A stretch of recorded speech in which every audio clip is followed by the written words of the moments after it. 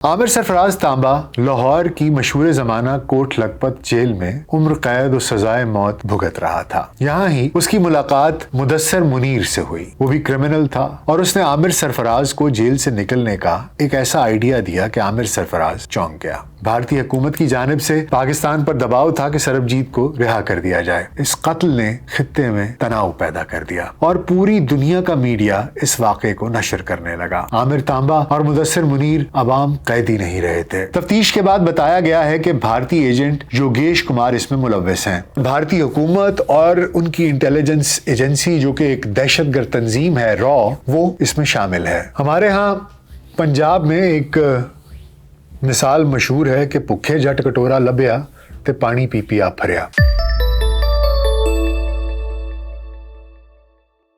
VLC podcast फिर doctor Nasir bag के साथ खाकसार आपकी खिदमत में हाजिर है। चंद रोज़ कबल एक ख़बर जो आई और गुज़र गई, लेकिन सोचने वालों और हालात पर नज़र रखने वालों के लिए वो ख़बर बहुत अहमियत की हामिल थी और वो ख़बर थी आमिर सरफराज तांबा के कत्ल की। आमिर सरफराज तांबा कौन था, आइए देखते हैं। आमिर सरफराज तांबा लाहौर की मशहूर ज़माना कोट लखपत जेल में उम्र कैद और सजाए मौत भुगत रहा था। उस पर कत्ल और इक़दाम कत्ल के मुतअद्दिद मुकदमात थे। वो बचपन से ही एक बिगड़ा हुआ नौजवान था। उसकी अक्सर औकात लड़ाइयाँ होती जिनमें वो अपने कद काठ और ताकत की वजह से अक्सर फतेहयाब होता। यूं ही उसका हौसला बढ़ता रहा और इस किस्म की कार्रवाइयाँ जारी रखी और होते होते एक रोज़ वो कत्ल के मुकदमे में जेल जा पहुंचा। उसे सजाए मौत हुई और काल कोठड़ी में उसे बंद कर दिया गया। यहाँ ही उसकी मुलाकात मुदस्सर मुनीर से हुई।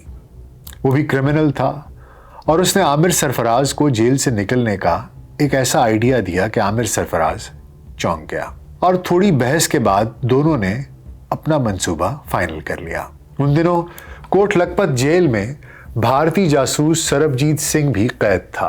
उस पर पाकिस्तान के मुतअद्दिद शहरों में बम धमाके कराने का इल्ज़ाम था, जिनमें अदालत उसे सजाए मौत सुना चुकी थी और उसकी सज़ा पर अमल दरामद का वक्त करीब आ गया था। तमाम अदालतों से उसकी रहम की अपीलें मुस्तरद हो चुकी थीं। भारतीय हुकूमत की जानिब से पाकिस्तान पर दबाव था कि सरबजीत को रिहा कर दिया जाए। सरबजीत सिंह की बहन और दीगर अजीज़ व अक़ारब भी पाकिस्तान के दौरे कर चुके थे, जहां वो मुतअद्दिद बार प्रेस कॉन्फ्रेंसेस में हुकाम बाला से इंसानी हमदर्दी की बुनियाद पर उसकी रिहाई की अपीलें कर रहे थे और माहौल कुछ ऐसा बन गया था कि सरबजीत की रिहाई अब यकीनी दिखाई देने लगी थी। उससे कुछ अरसा कबल भी जासूसी के इल्ज़ाम में कैद एक भारतीय शहरी को रिहा किया जा चुका था और वो कैदी यहाँ पर तो रहम की अपीलें करता रहा और जब वापस गया भारत तो वहाँ पहुँचकर उसने अपने जासूस होने का ना सिर्फ एतराफ़ किया बल्कि उसके ऊपर बहुत सी शेखियाँ भी भगारी और हुकूमती सतह पर उसकी बड़ी पजीराई भी की गई, जिसकी वजह से पाकिस्तानी हुकाम सुबकी महसूस कर रहे थे और अब चाहते हुए भी सरबजीत को रिहा करने से हिचकिचा रहे थे। जेल में भी हर तरफ सरबजीत हो रही थी। दूसरी जानिब आमिर तांबा और मुदस्सर मुनीर भी अपने मंसूबे को अमली जाबा पहनाने की तैयारी मुकम्मल कर चुके थे। उन्होंने खाने के दौरान सरबजीत पर ईंटों और ब्लेडों से हमला कर दिया, जिससे वो शदीद जख्मी हो गया और बादअज़ां जिना अस्पताल में दम तोड़ गया। इन दोनों ने सरबजीत को बगैर किसी असलहे के कत्ल कर दिया था। इस कत्ल ने खित्ते में तनाव पैदा कर दिया और पूरी दुनिया का मीडिया इस वाक़े को नशर करने लगा। आमिर तांबा और मुदस्सर मुनीर अवाम कैदी नहीं रहे थे। उन्हें तवक्को के ऐन मुताबिक दीगर कैदियों से अलहदा कर दिया गया और फिर उनका ट्रायल शुरू हुआ और ये दोनों अदम सबूतों की बुनियाद पर बरी हो गए। दीगर केसेस में भी इनकी मुद्दईयों से सुलह हो गई, क्योंकि इस हाई फाई केस की वजह से आमिर तांबे का असर व रसूख बहुत बढ़ चुका था और बिलाखिर दोनों मुल्ज़िमान तमाम मुकदमात से बरी होकर अपने घरों को लौट गए।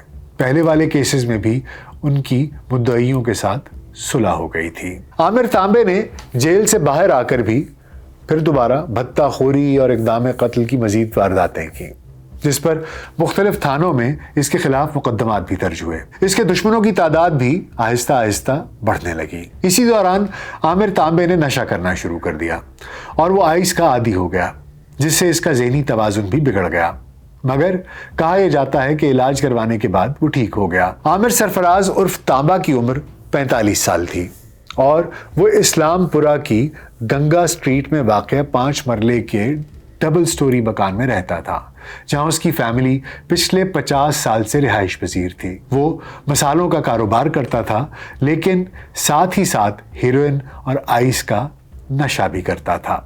اس کے والد سرفراز جاوید کا انتقال ہو چکا تھا۔ اس کے 2 بھائی بھی اس کے ساتھ گھر کی نچلی منزل میں رہتے تھے۔ عامر سرفراز عرف تانبا غیر شادی شدہ تھا اور گھر کی دوسری منزل میں رہتا تھا۔ سربجیت سنگھ کو قتل کرنے اور جیل سے رہائی کے بعد عامر تانبا اپنے علاقے میں ایک مضبوط اور با اثر شخصیت بن گیا تھا۔ 15 اپریل اتوار کے روز عامر تانبا اپنے گھر کی پہلی منزل پر موجود تھا کہ 2 افراد نے بالائی منزل پر جا کر گولیاں مار کر اسے ہلاک کر دیا اور موقع سے فرار ہو گئے۔ اس کے بھائی اور دیگر اہل خانہ گھر کی نچلی منزل پر موجود تھے۔ طریقہ واردات سے لگا کہ قاتلوں نے بہت لمبے عرصے تک عامر تانبا کی ریکی کی تھی اور اس کے پل پل کی معلومات انہیں حاصل تھیں۔ ٹارگٹ کلرز کا پہلی منزل پر پہنچنا یہ ظاہر کرتا ہے کہ انہوں نے بہت اچھے طریقے سے عامر تانبے کی روٹین چیک کر لی تھی یا کسی قریبی کو اپنے ساتھ ملا لیا تھا۔ وزیر داخلہ محسن نقوی نے بھارت پر شک ظاہر کیا ہے، کیونکہ ماضی کے کچھ واقعات اس شک کو یقین میں بدلنے کے لیے کافی ہیں۔ پچھلے کچھ عرصے میں پاکستان میں مذہبی اور جہادی سوچ رکھنے والے کچھ افراد پراسرار طریقے سے مارے گئے۔ اس کا الزام متعدد بار انڈیا پر عائد کیا گیا۔ دی گارڈین نے بھی اپنی رپورٹ میں کہا ہے کہ بھارت دوسرے ممالک میں بسنے والے ایسے افراد جنہیں کہ وہ اپنا دشمن گردانتا ہے، ان کو مارنے کے لیے ایک طے شدہ منصوبے پر عمل کر رہا ہے۔ 2020 سے اب تک اسی منصوبے کے تحت انڈیا نے پاکستان میں متعدد کارروائیاں کی ہیں۔ برطانوی جریدے میں شائع ہونے والی رپورٹ سے متعلق جب انڈیا کے وزیر دفاع راج ناتھ سنگھ سے مقامی صحافیوں نے سوال کیا تو انہوں نے اس سوال کو گول مول کر دیا اور اس کا جواب بھی گول مول سا دیا اور کہا کہ اگر کسی پڑوسی ملک سے کوئی دہشت گرد انڈیا کو پریشان کرنے یا یہاں دہشت گردانہ کارروائیاں کرنے کی کوشش کرتا ہے تو اسے مناسب جواب دیا جائے گا۔ اس سے قبل India T V news net work 18 کو انٹرویو دیتے ہوئے انڈین وزیر دفاع نے کہا تھا کہ اگر کوئی دہشت گرد یہاں کارروائی کرنے کے بعد بھاگ کر پاکستان جائے گا تو اسے پاکستان میں گھس کر ماریں گے، جس کے بعد انڈیا کو انتہائی مطلوب لوگوں کو مارنے کا ایک سلسلہ شروع ہو گیا جو اب تک جاری ہے، اور اس کا تازہ شکار سنت نگر کا عامر سرفراز تانبا بنا۔ ابھی کچھ عرصہ قبل کینیڈا میں بھی خالصتان تحریک کے رہنما ہردیپ سنگھ کو ٹارگٹ کر کے ہلاک کیا گیا تھا۔ گزشتہ سال مئی میں جوہر ٹاؤن کے علاقے میں سردار سنگھ نامی ایک شخص کا قتل ہوا تو انڈین میڈیا میں خبریں چلی کہ پاکستان میں خالصتان تحریک کا رہنما قتل ہو گیا۔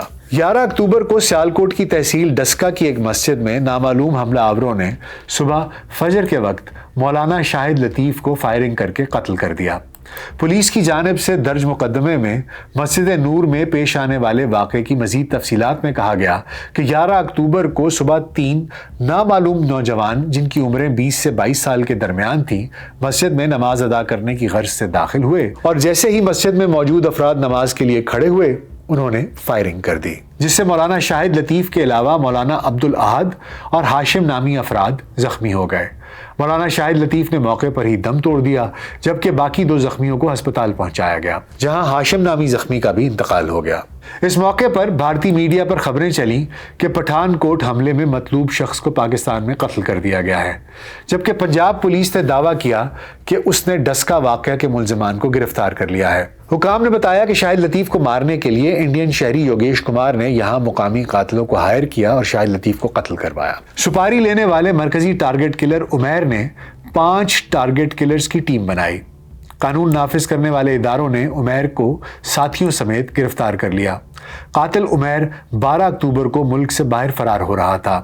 دوسرا کیس محمد ریاض کا ہے، جنہیں 8 ستمبر کو راولا کوٹ میں فجر کے وقت قتل کیا گیا۔ تفتیش سے پتہ چلتا ہے عبداللہ علی نامی ایک کلر نے محمد ریاض کو قتل کیا۔ ملک میں موجود ان بھارتی ایجنٹوں نے ان قتلوں کے عوض پیسے وصول کیے۔ ان تمام واضح ثبوتوں کے بعد لازم ہے کہ عالمی سطح پر بھارت کا محاسبہ ہونا چاہیے، کیونکہ جب یہ لوگ قتل ہوئے تو انڈین سوشل میڈیا پر بہت ہی خوشیاں منائی گئیں۔ انڈیا کے سوشل میڈیا پر مقتولین کو دشمن گردانا گیا، جبکہ قتل کے حوالے سے ٹارگٹ کلرز عمیر اور محمد عبداللہ کے اقبالی بیانات اور قاتلوں کے اکاؤنٹس میں رقم منتقلی کے ثبوت بھی موجود ہیں۔ انڈیا نے یہ حرکت صرف پاکستان میں ہی نہیں کی، بلکہ انڈیا اس سے قبل کینیڈا اور امریکہ میں بھی بین الاقوامی قوانین کی خلاف ورزی کر چکا ہے۔ یاد رہے محمد ریاض کو 6 ماہ قبل 8 ستمبر کو راولا کوٹ میں، جبکہ شاہد لطیف کو 11 اکتوبر کو ڈسکا میں قتل کیا گیا تھا۔ دونوں مقتول پرامن شہری تھے اور ان کا قصور صرف یہ تھا کہ یہ کشمیر میں جاری بھارتی مظالم کی مذمت کرتے تھے، اور نہ صرف مذمت کرتے تھے بلکہ کشمیر میں جاری ظلم و جبر اور بھارت کے گھناؤنے چہرے کو بے نقاب بھی کر رہے تھے۔ واضح رہے کہ عالمی عدالت میں پاکستان کی جانب سے پہلے ہی کلبھوشن یادیو کا کیس موجود ہے، جو ایران کے راستے پاکستان میں داخل ہوا، اور اب یہ بات سامنے آئی ہے کہ کچھ بھارتی شہری پاکستان میں موجود ہیں جو پاکستان میں اس قسم کی دہشت گردانہ کارروائیاں کروا رہے ہیں۔ پاکستان عالمی عدالت انصاف سمیت ہر فورم پر یہ معاملہ اٹھا سکتا ہے۔ بھارتی خفیہ ادارے اس طرح کی کارروائیاں پوری دنیا میں کرتے رہے ہیں، جیسا کہ کینیڈا میں سکھ رہنما کو مارا گیا اور یہ واقعہ پوری دنیا میں رپورٹ ہو چکا ہے، اور وہاں کی سیکیورٹی ایجنسیز نے اجرتی قاتل کو گرفتار بھی کر لیا ہے، اور کچھ دیر بعد ہی اس شخص نے جرم کا اعتراف کر لیا۔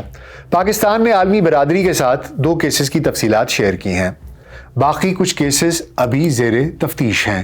تفتیش کے بعد بتایا گیا ہے کہ بھارتی ایجنٹ یوگیش کمار اس میں ملوث ہیں، جو بھارتی ایجنٹس کے ذریعے کارروائیاں کرتے تھے۔ اس بات کے ناقابل تردید شواہد موجود ہیں، اور اس حوالے سے سیکرٹری خارجہ نے مزید کہا ہے کہ پاکستانی سرزمین پر بھارت کی کارروائی پاکستان کی خود مختاری کے خلاف ورزی ہے۔ بھارتی ایجنٹس کے اعترافی بیانات بھی ہیں جو اس وقت ہماری تحویل میں ہیں۔ ہمارے پاس فائنینشیل ٹرانزیکشنز کے ثبوت بھی موجود ہیں۔ ان ایجنٹس کے پاسپورٹ نمبر اور شناخت بھی شیئر کی جا سکتی ہے۔ یہ صرف ہم پاکستان والے ہی نہیں کہہ رہے، بلکہ امریکہ اور کینیڈا نے بھی اس قسم کی کارروائیوں کی طرف نشاندہی کی ہے۔ دفتر خارجہ سے جاری بیان کے مطابق پاکستانی سیکیورٹی اداروں نے بھارت کے دہشت گرد گروہ اور بھارتی ہینڈلرز اور سہولت کاروں جو کہ دہشت گردانہ کارروائیوں اور ٹارگٹ کلنگ میں ملوث تھے، ان کو کامیابی کے ساتھ بے نقاب کیا۔ 2 پاکستانیوں کے قتل میں ملوث ٹارگٹ کلرز، ان کے ساتھیوں اور سہولت کاروں کو اس وقت گرفتار کیا جب وہ پاکستان سے فرار ہونے کی کوشش کر رہے تھے۔ تحقیقاتی اداروں کے پاس مستند ثبوت موجود ہیں کہ ان ٹارگٹ کلنگز میں بھارتی ایجنٹس اور بھارتی حکومت ملوث ہے، اور بھارتی شہری اور بھارتی حکومت اور ان کی انٹیلیجنس ایجنسی جو کہ ایک دہشت گرد تنظیم ہے را، وہ اس میں شامل ہے، اور انہوں نے ہی اس کی فنڈنگ کرنے کے ساتھ ساتھ ہدایات بھی دی تھیں کہ یہ تمام ٹارگٹ کلنگز کی جائیں، اور اس تمام مہم کو وہی لوگ کنٹرول بھی کر رہے تھے۔ دفتر خارجہ کے مطابق بھارتی انٹیلیجنس ایجنسی را ایک عالمی دہشت گرد تنظیم کا کردار ادا کر رہی ہے۔ ان واقعات اور انویسٹیگیشن مہمات کے بعد یہ نتیجہ نکالا جا سکتا ہے کہ عامر تانبا کو بھارتی ایجنسی نے ہی قتل کیا ہے، کیونکہ اس نے بھارتی جاسوس کو قتل کیا تھا۔ جب عامر تانبا نے جیل میں سربجیت سنگھ کو قتل کیا تو انہی دنوں بھارتی جیل میں قید ایک پاکستانی قیدی ثناء اللہ کو بھی اسی انداز میں سر پر وار کر کے قتل کیا گیا تھا، جو اسی واقعے کا رد عمل معلوم ہوتا تھا۔ اگر ان تمام تفتیشوں کا اور واقعات کا بغور مطالعہ کیا جائے، مشاہدہ کیا جائے، تو اہل عقل کو اس نتیجے تک پہنچنے کے لیے کوئی زیادہ دیر یا مشکل نہیں لگے گی کہ انڈین سلیپر سیلز نے ہی یہ تمام کارروائیاں کروائی ہیں۔ پاکستان سمیت دنیا بھر میں جب بھی بھارت کو مطلوب کسی شخص کی موت ہوتی ہے تو بھارتی میڈیا نے ہمیشہ اس کے قتل کو اپنے ملک کی فتح قرار دیا ہے۔ ہمارے ہاں پنجاب میں ایک مثال مشہور ہے کہ بھکھے جٹ کٹورا لبیا تے پانی پی پیا پھریا۔ بھارت دنیا کی 5ویں بڑی اکانومی تو بن گیا ہے، لیکن جب بھی کسی کم ظرف کو تھوڑی سی طاقت یا عہدہ ملتا ہے تو وہ آپے سے باہر ہو جاتا ہے۔ اس وقت بھارت کا جو رویہ ہے وہ بھی ایک ایسے ہی کمظرف انسان جیسا ہے۔ ان کو سمجھ نہیں آ رہی کہ وہ کیا کریں۔ کینیڈا میں جا گھستے ہیں، جو کوئی نظریاتی طور پر ان سے اختلاف رکھتا ہے اس کو مار دیں گے، چاہے وہ خالستان تحریک کا حامی کوئی سکھ ہو یا کشمیری مظالم پر آواز اٹھانے والا کوئی پاکستانی۔ اور خود جو مظالم کا پہاڑ اور انسانی حقوق کی خلاف ورزیاں بھارت کشمیر میں کر رہا ہے، اس کے بارے میں کوئی سوال اٹھائے، کوئی بات کرے تو ان کو آگ لگ جاتی ہے۔ لیکن حضور ہم تو کرتے رہیں گے۔